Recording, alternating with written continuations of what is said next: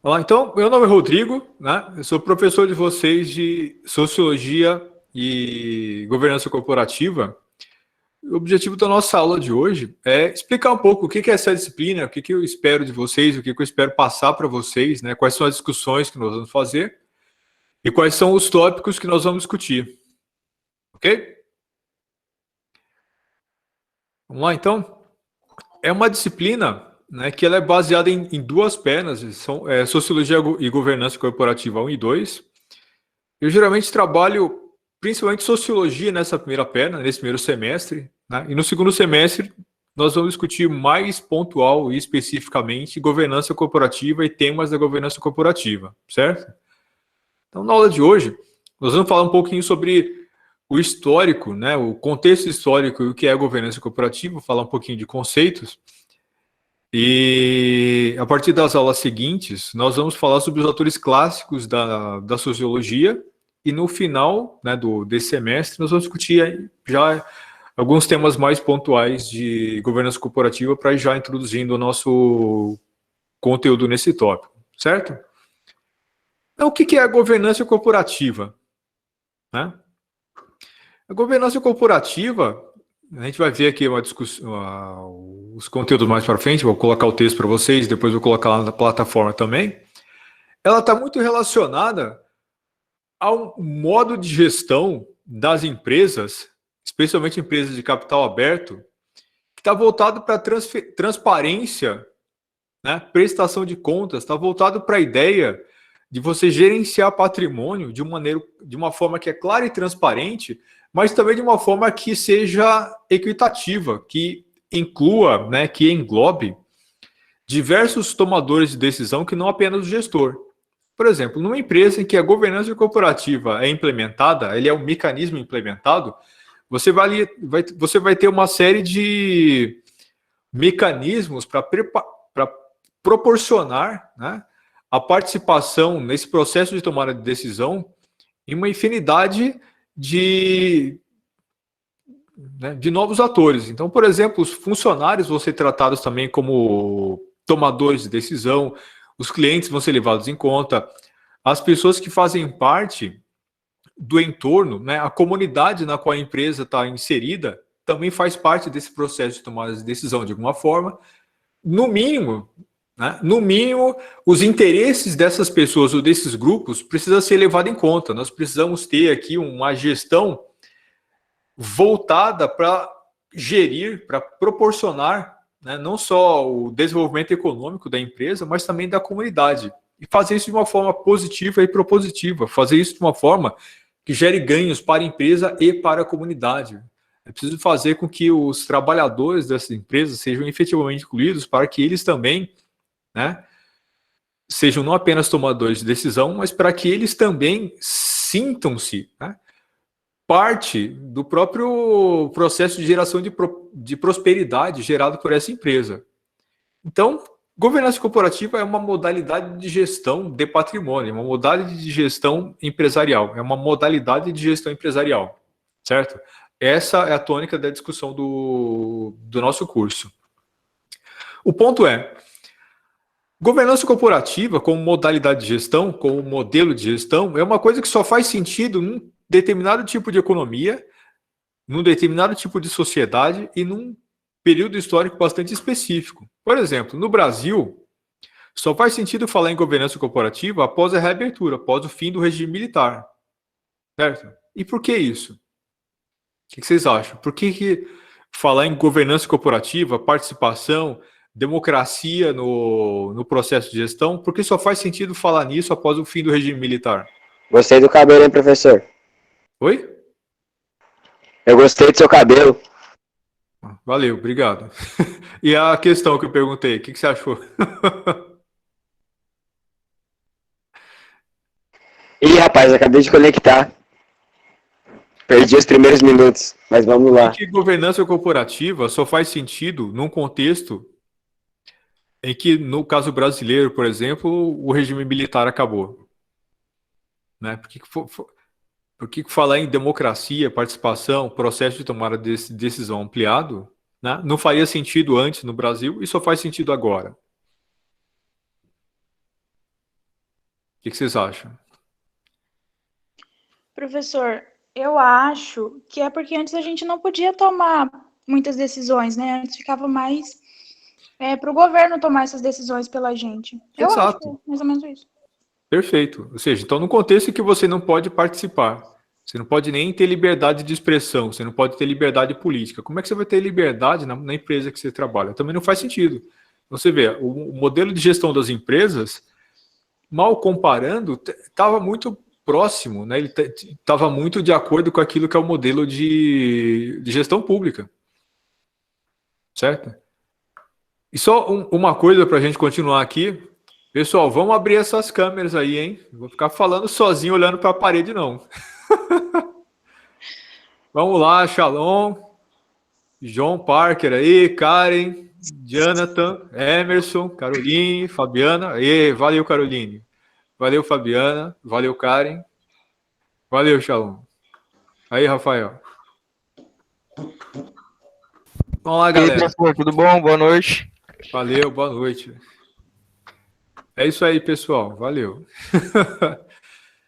Então, pense o seguinte, né? Num contexto social em que a empresa ela existe num país autoritário, num país em que há uma ditadura, em que há censura, né? Em que não há liberdade de expressão, se você não tem liberdade política, o gestor da empresa muito provavelmente também não permite liberdade interna, certo?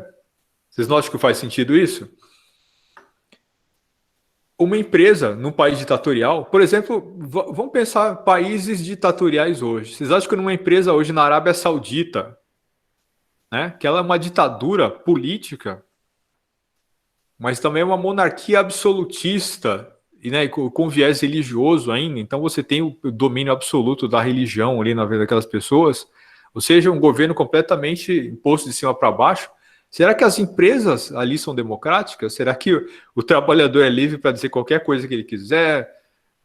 Né? Vocês imaginam, por exemplo, a Aramco, né, que é a empresa de petróleo que pertence ao governo saudita, né, é uma das maiores empresas do planeta Terra, um colosso. Ela acabou de fazer aí o maior IPO, né, a maior abertura de capital na bolsa, né, na história. Será que as pessoas que trabalham para essa empresa são livres para dizer o que elas acham, assim, para propor soluções, para dizer para né, um trabalhador pode dizer ali para o seu chefe de setor, não farei, não quero fazer tantas horas extras, quero fazer menos horas extras porque eu estou me sentindo prejudicado aqui por uma jornada tão extensiva de trabalho. Você acha que ele pode fazer isso, assim, Semane? Por quê? Né? Será que na Coreia do Norte, né, um trabalhador numa empresa... Eu acho que nem é medo de ser demitido, é medo de ser morto, então. Exato, exato. Ou seja, o tipo de consequência que a pessoa pode ter pode ser muito diversa, mas o ponto é, não existe a cultura da liberdade, não existe a cultura da participação. Né? No país ditatorial, as pessoas não participam da política. Não é? E vão participar da gestão da empresa? É que vocês são muito novinhos, o Shalom pode lembrar, por exemplo, escola.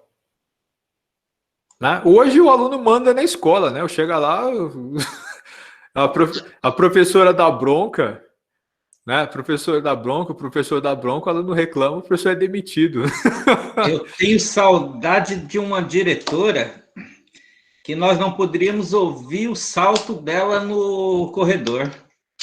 Da época do quartinho escuro ainda. Você tem saudade de nada, fica quieto, rapaz. Você não sabe nem que dia é hoje. Então, mas você entende, então, que veja que aquele contexto histórico, ele influenciava não apenas a política, mas ele influenciava também as próprias escolas, ele influenciava as empresas, né? Família também era diferente. Você vê que tudo era um pouco diferente, né? Então, todos os aspectos da vida, eles são influenciados pela forma como a política está organizada. Então, no país ditatorial, as empresas também são ditatoriais, as escolas são ditatoriais, né? Claro que vai haver nuances, né? Nem tudo é colocado no extremo, mas essa é uma característica básica, essa é uma característica fundamental. Portanto, numa sociedade ditatorial, não há cultura de participação. Logo, não faria o menor sentido falar em governança corporativa no Brasil até, né, fins dos anos 80. Só dos anos 90 para cá, o modelo de governança corporativa começa a ser implementado na sociedade brasileira, correto? Então, governança corporativa, ela é uma espécie de contraparte, uma contrapartida de como a política funciona. A gente vai ver mais para frente como é que estão organizados os modelos de governança corporativa. Seria mais ou menos como pensar a gestão da empresa organizada como um sistema democrático. Você vai ter uma gestão, você vai ter órgãos de controle, você vai ter as pessoas participando desse modelo de gestão, e é mais ou menos como se você estivesse falando do sistema democrático de governo público. Então você tem aqui o governo das empresas e governo privado, né? Governança pública e governança corporativa. São faces dessa mesma moeda. Ela só pode existir no contexto em que há liberdade para isso. Certo?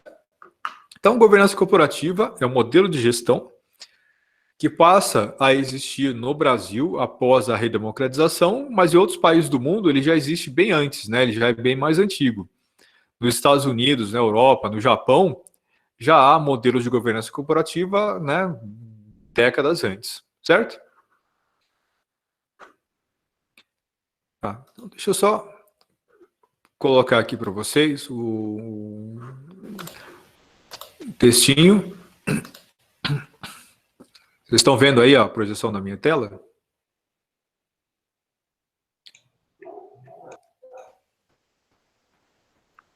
Deixa eu ver, está saindo aí. Sim, agora Foi? sim. Sim, Beleza. agora tá. Sim. Então, são os tópicos que a gente vai discutir, né, em governança corporativa, falar um pouquinho de conceito, né, objetivo de governança e tudo mais. Então, a aula de hoje é uma aula rápida, uma aula introdutória, só para a gente falar um pouco sobre o que nós vamos fazer e um pouco do que é a governança. Então, esse governança tem essas características, a gente vai discutir um pouquinho mais a fundo. O contexto histórico é mais ou menos esse, né? Ela é um modelo de gestão que é implementado no Brasil após a redemocratização, porque não fazia sentido antes. A gente vai falar daqui a pouquinho, né, sobre os conceitos de governança, né? Mas a partir da próxima aula, nós vamos começar a falar sobre os clássicos do pensamento social. Portanto, a parte toda inicial do nosso curso vai ser voltada para a sociologia. Então, lembre-se, o curso é Sociologia e Governança Corporativa. Nós vamos falar sobre os clássicos da sociologia ou do pensamento social, e os principais deles são esse Emile Durkheim, né, Karl Marx e Max Weber. A gente vai pegar algumas aulas para falar sobre esses autores, para a gente compreender, né, a lógica, a dinâmica do funcionamento das sociedades. Depois a gente vai usar isso para falar sobre os mecanismos de governança corporativa, ou seja, estrutura e funcionamento, né, do modelo de organização social das empresas. Ok? Quando nós tivermos concluído esse passo, a gente vai falar sobre as principais práticas de governança, né, quais são os modelos de governança, modelo baseado em shareholder e stakeholder. Depois a gente vai falar sobre análise comparativa das estruturas de propriedade das corporações, né, tipos de organização de mercado acionário empresarial em cada país. Vamos falar sobre como governança corporativa impacta a estratégia de empresas, né, teorias de agência, ou seja, teorias de mecanismos de funcionamento de organização empresarial. E, por fim, a gente vai falar sobre, né, características básicas da governança corporativa no contexto empresarial brasileiro. Ou seja, a gente vai falar sobre governança corporativa nas empresas brasileiras, né, sobre modelo de gestão, gestão deficiente, conflito de controladores, né, uma tendência de transferir prejuízo, né, ao acionista minoritário, infelizmente uma prática muito comum no Brasil. Né? Vou falar um pouquinho sobre a fragilidade do mercado de capitais e da ineficácia do poder judiciário, né, e da carência da objetividade na cultura empresarial brasileira. Certo? Então vamos lá. A partir da aula que vem a gente vai falar principalmente sobre sociologia, né? Nessa aula a gente vai discutir um pouco dos conceitos de governança corporativa. Fiquem tranquilos, né? Depende, não sei se vocês estão conseguindo ler aí, mas esse texto eu vou colocar lá na plataforma. Vocês vão ter acesso a eles depois lá, tá? Não precisam se preocupar com isso agora, não. Então, em termos de conceito, né, o que é a governança corporativa? Há muitas definições possíveis para a governança corporativa. Uma das principais delas Uma das principais dessas definições é essa aqui do Instituto Brasileiro de Governança Corporativa, né, o IBGC. Ele define governança corporativa como um sistema pelo qual as sociedades são dirigidas e monitoradas, envolvendo os acionistas e cotistas, conselho de administração, diretoria, auditoria independente e conselho fiscal.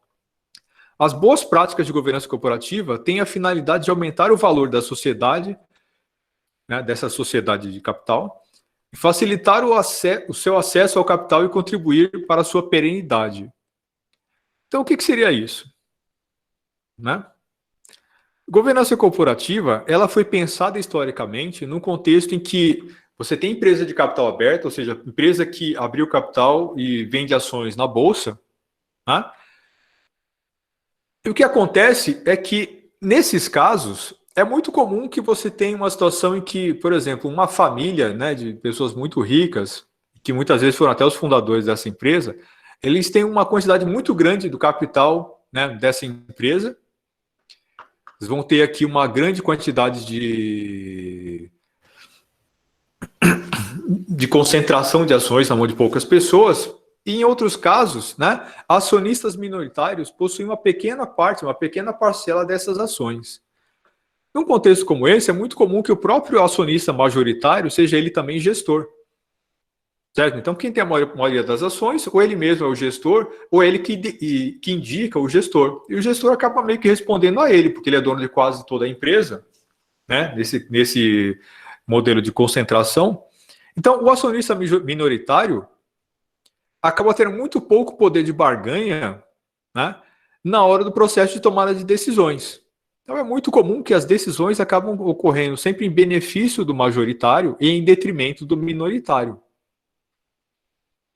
Eu não sei se está ficando claro para vocês, mas deixa eu explicar isso de uma maneira diferente, né? Deixa eu parar aqui o compartilhamento. E vamos pensar aqui no exemplo. Então, vocês imaginem que a Fabiana aí, por exemplo, a Fabiana Pereira da Silva, né? Ela é a acionista majoritária lá na Coca-Cola. Ela é dona de quase 80% da quantidade global de ações da Coca-Cola. E a Simone, né, e todo o resto de nós aqui, nós somos acionistas minoritários. A gente não tem, todos nós somados aqui, nem 1% das ações da Coca-Cola. Num contexto em que não há governança corporativa, ou seja, em que a gestão não é orientada para a transparência, né, o gestor da empresa não tem que prestar contas, embora o dono seja tanto a Fabiana, né, que vai ser dona da maior parte das ações, mas os minoritários também são donos, não são? Você é dono de uma parte das ações da empresa, portanto, você é dono da empresa. Você não é dono da maior parte, mas é dono de uma parte pequena. Eu sou tão dono quanto aquela pessoa que, né, possui muitas ações. Fala, Paula. Professor, então, o acionista majoritário, ele não precisa prestar contas? Num contexto em que não existe governança corporativa, ele não vai ser obrigado a prestar contas. Ele não tem que prestar. Ele tem pouco compromisso com a prestação de contas. Entendi. Né? Então, o que isso implica? Implica que as decisões dele, em geral, vão ser, obviamente, orientadas para o interesse dele. Você quer falar mais alguma coisa, Paula? Não, agora não. Ah, tá, tranquilo. Então, o que acontece é mais ou menos o seguinte: tá, a Coca-Cola é uma empresa, né, de alimento, mas ela está voltada também para a produção de químicos, né? Então, porque você usa ácido, usa um monte dessas barbaridades aí dentro da Coca-Cola. Por exemplo, a quantidade de ácido que tem na Coca-Cola é bastante grande. Agora, você imagine que a Fabiana, que é acionista, dona de quase 80% das ações da Coca-Cola, ela também é dona de uma fábrica de produtos químicos que produz o ácido que é usado na Coca-Cola. Vocês acham que ela vai orientar o gestor, ou ela, se ela for a presidente da empresa, vocês acham que existe uma possibilidade, né, uma alta probabilidade de que ela compre o ácido da própria empresa dela? Ou seja, ela é dona da Coca-Cola, mas ela também tem outros negócios. Por exemplo, ela tem uma empresa de material químico que produz esse ácido, né, que pode ser usado na produção da Coca-Cola. Vocês acham que ela, sendo acionista, majoritária e gestora da Coca-Cola, ela tende a comprar esse material da própria empresa dela, de um outro negócio que pertence a ela mesma? Com certeza, né, professor? Tem uma chance bastante real, né? Sim. Tem uma chance bastante real. E se ela tem certeza que ela vai comprar o produto, já que é ela mesma que está assinando o cheque, será que ela vai cobrar baratinho? Vai meter Hein, a Fabiana, faca. fala para nós aí. Você vai cobrar baratinho no ácido que você está vendendo aí para... Com certeza não. Então você vai cobrar, sei lá, 5 vezes mais caro, né, do que o Professor, valor Mas de aí mercado. ela não. Mas Porque afinal de vamos contas lá, é você que professor. assina o cheque e você não está prestando conta para ninguém, né? Tá, mas e aí o produto dela, que ela também é majoritária, a Coca-Cola, como fica no mercado, se for pensar dessa maneira? Então, mas ela está ganhando nas duas pontas. Se ela vende mais, se a Coca-Cola compra por um preço mais caro, ela já está ganhando lá. Ela está ganhando 100% desse valor cobrado a mais, porque ela que está vendendo. Ainda que a Coca-Cola vá vender mais caro, em tese ela está tendo o mesmo prejuízo. Só que ela não tem prejuízo nenhum porque foi ela que vendeu. professor, Ela está só pensando nela, então. Exato. Só que o que acontece com a gente? O que acontece com nós aqui, que somos minoritário, e que recebemos dividendos, ou seja, parte do lucro da empresa, não é isso? isso que eu ia perguntar, ela pode comprar sem aprovação dos outros acionistas? Se não existe o mecanismo de governança corporativa, ela em tese pode comprar. E mesmo que haja uma assembleia, ela também poderia comprar, porque ela é dona de 80% das ações, né? Basta ela convocar a assembleia, ela vota, eu quero comprar, pronto, né? Ela tem 80% dos votos, já que ela tem 80% das ações, então tá fechado o negócio. Então os outros estão lá só de enfeite, ela que manda na empresa. Exato, só que os outros também são donos. É, Só que nós Se a também empresa somos for donos. bem, os outros vão bem. Se for mal, os outros também vão mal, né? Mas Exato, ela só continua que- bem mas porque veja ela que está o ganhando. A detalhe- Fabiana está ganhando da outra empresa, né? Então, é isso. E esse é o detalhe importante. A Coca-Cola continua indo bem. Ela está vendendo o produto, né? E está indo bem no mercado. O ponto é, nós, enquanto empresa, estamos pagando muito mais caro, né? Por um componente que está sendo comprado aqui, sem necessidade. E ela está fazendo isso para ganhar dinheiro em cima da gente, já que ela é dona de 80% do capital da empresa. Ou seja, vocês perceberam? Nós estamos sendo prejudicados aqui. E isso é uma prática muito comum, né? Eu estou usando aqui um caso muito extremo, mas modalidades disso acontecem o tempo todo. A gente vê muito isso, por exemplo, no setor público. Né? O cara é o secretário municipal aí de obras. Né? O cara contrata empresa para prestadora de serviço que ou são dele, né? Que pertence aí a laranjas, ou que pertence a amigos dele e tudo mais, e a gente paga essa diferença. Não acontece o tempo todo isso? Né? Não estou falando daqui, da nossa cidade especificamente, mas isso é uma prática muito comum na política em todo lugar. Né?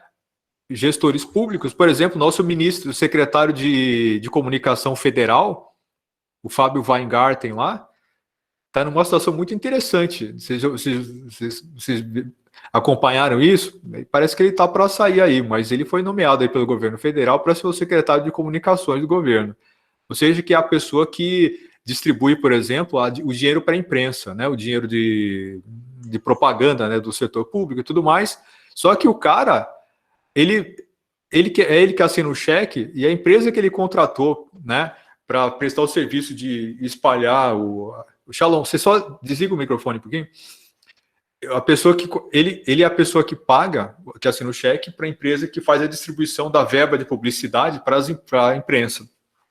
Só que a empresa que ele contrata, ou seja, a empresa que nós pagamos com dinheiro público, pertence à mãe dele. 95% do capital da empresa é da mãe dele, 5% é dele. Ou seja, ele é o secretário de comunicação, a pessoa que assina o cheque da verba de publicidade do governo federal. Ele contrata uma empresa que vai repassar essa verba para os órgãos de imprensa, e a empresa é da mãe. A empresa é da mãe dele e dele. A mãe dele tem 95% da empresa e ele tem 5%. Vocês acham que isso aí é algo que cabe dentro de governança corporativa? Vocês acham que isso é gestão transparente de dinheiro público? E ele não é nada menos do que o genro do Silvio Santos também, né? Depois.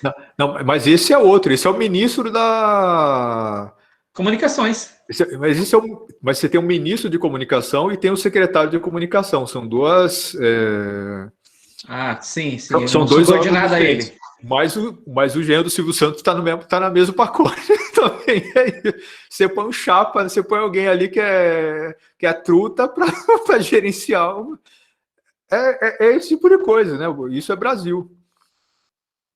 Né? Isso coloca todas as condições para o roubo acontecer à torta e à direito. Né? Então, isso acontece no governo federal, acontece em todos os níveis do governo também, estadual e municipal.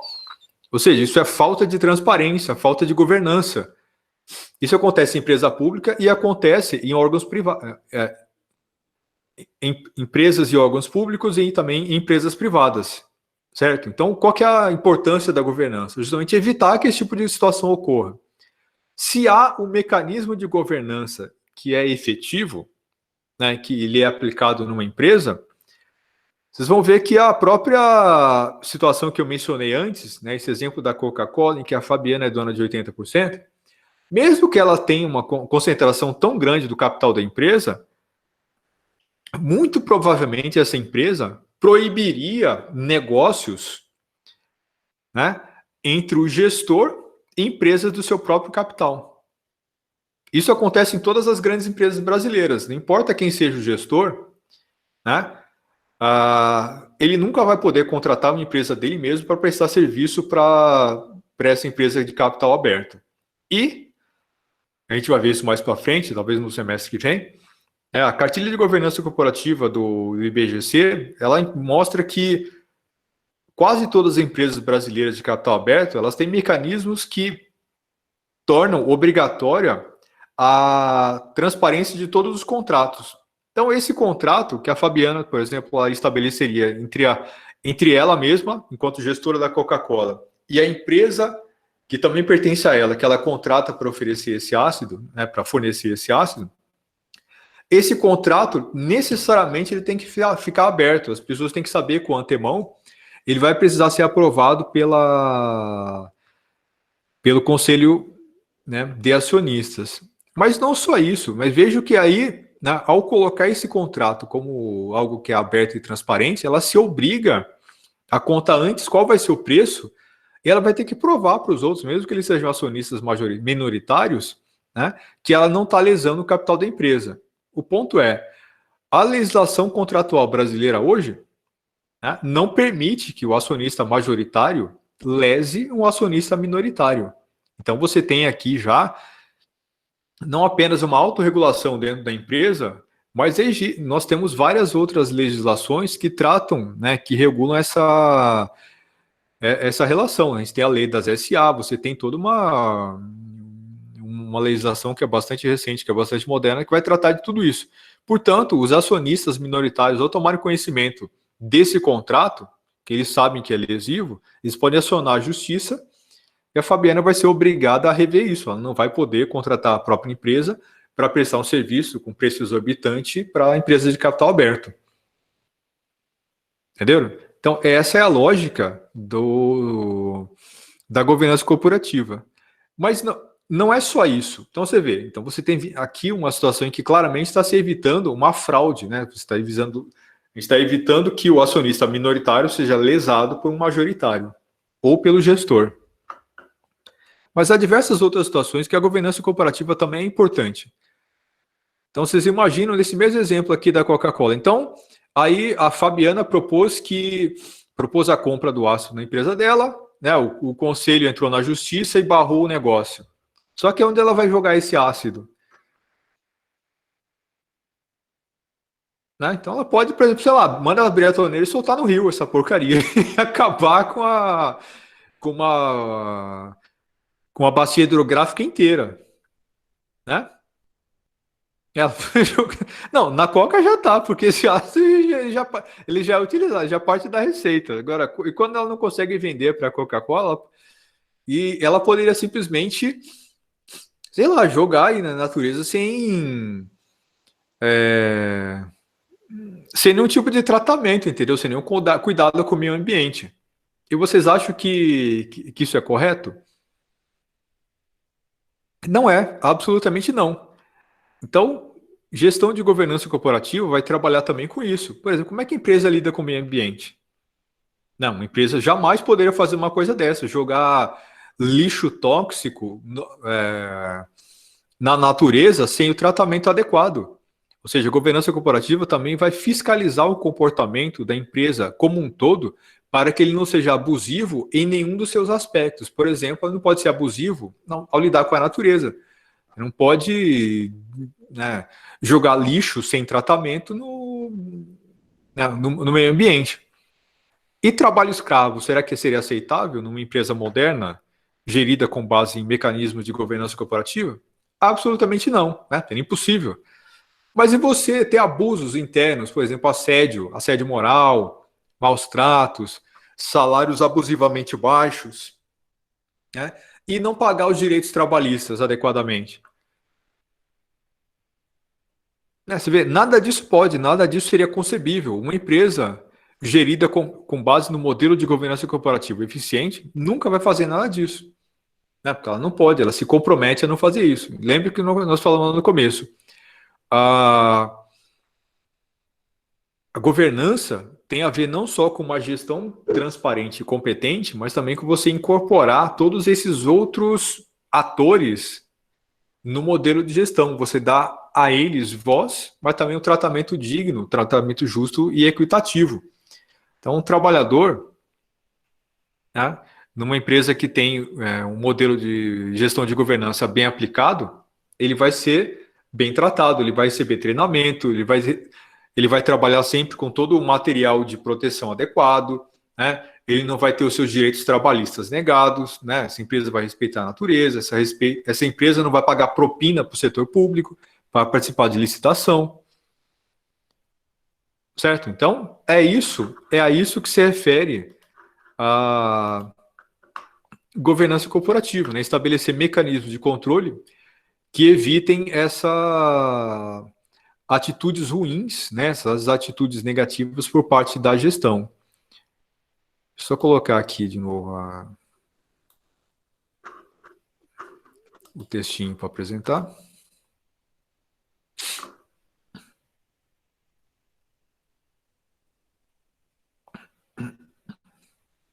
Então, vocês vão ver aí que os 3 pilares da governança corporativa, eles são transparência, prestação de contas, né, que em inglês é accountability, e equidade. A empresa precisa ser baseada nesses 3 pilares. Ela precisa ser transparente na sua gestão, ela precisa prestar contas de tudo aquilo que ela faz, e ela precisa tratar de forma equânime, ou seja, com um relativo grau de igualdade, as pessoas que fazem parte do seu entorno e do seu interior. Professor, tem como repetir só para mim anotar aqui? Peraí, não, como eu já falei, isso aí vai estar lá no... Isso vai estar lá no texto, vai estar lá na plataforma e essa aula vai estar gravada também, isso vai estar lá depois à disposição de vocês. Mas, essencialmente, a governança corporativa pressupõe esses 3 pilares de transparência, ou seja, a gestão tem que ser transparente, ela tem que prestar conta de tudo aquilo que ela faz, né? Ela precisa dar conta da sua gestão, ela precisa ser... o gestor precisa ter a possibilidade de ser responsabilizado por tudo aquilo que ele faz, né? A gestão ela tem que ser responsável, portanto, responsável em relação a tudo aquilo que ela faz. Se o terceiro pilar é esse aí da equidade, ela precisa ser responsável e transparente com o seu trabalhador, com a natureza, com a comunidade em volta, né? Por exemplo, a empresa não pode fazer barulho demais e atrapalhar a comunidade, ela não pode jogar fumaça aí no ar e atrapalhar a vida das pessoas, tem uma infinidade de coisas. E algumas das características e ferramentas fundamentais da boa governança serão essas 8, né, que estão elencadas aí logo na sequência.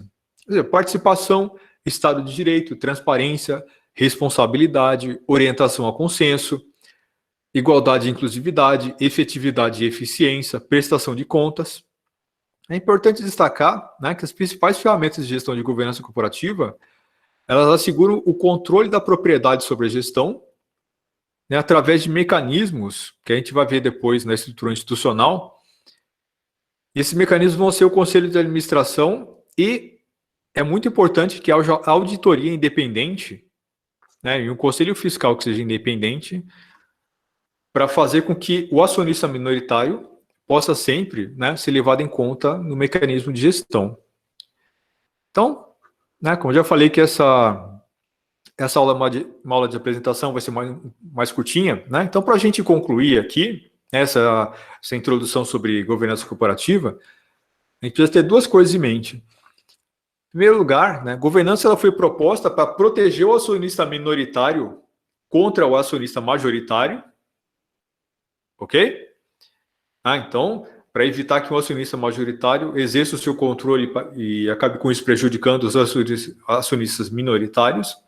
Então, foram criados mecanismos de gestão e governança corporativa para aumentar a transparência, para aumentar o nível de comunicação, para que esses acionistas minoritários tenham acesso real e efetivo às comunicações, aos dados, a toda a estrutura de gestão da empresa. Mas, ao fazer isso, essas empresas elas também serão equânimes, elas, ao prestar conta, elas vão acabar estabelecendo um modelo de gestão baseado no Estado de Direito, na responsabilidade, na orientação por consenso, e com isso elas vão proteger o meio ambiente.